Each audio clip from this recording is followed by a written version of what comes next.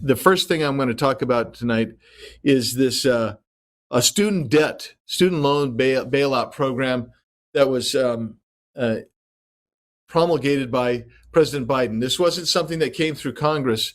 In fact, just a little less than a year ago, Speaker Pelosi said that the president does not have authority to forgive student loan debt.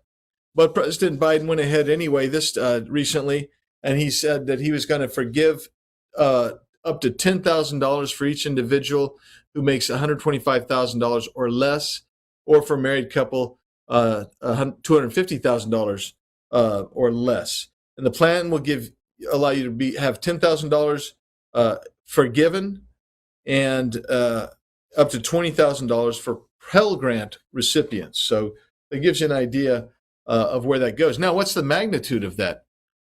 Penn Wharton did a study on that, and the Penn Wharton estimate is just shy of $1 trillion over 10 years to pay that out.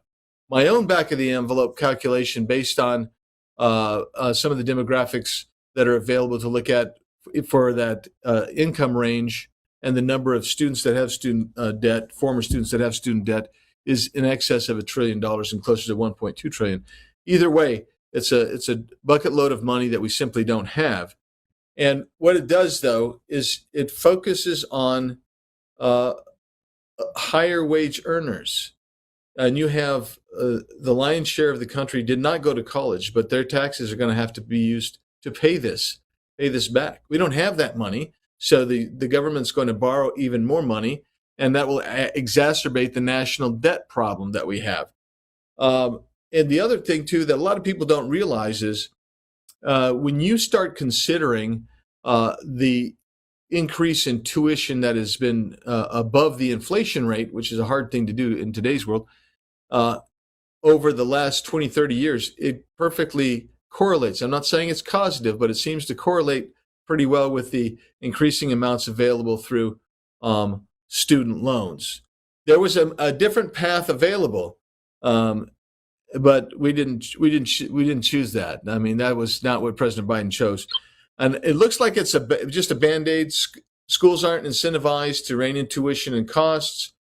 And if you've worked hard to pay off your student loans, I had student loans that I paid off. It's kind of a kick in the teeth.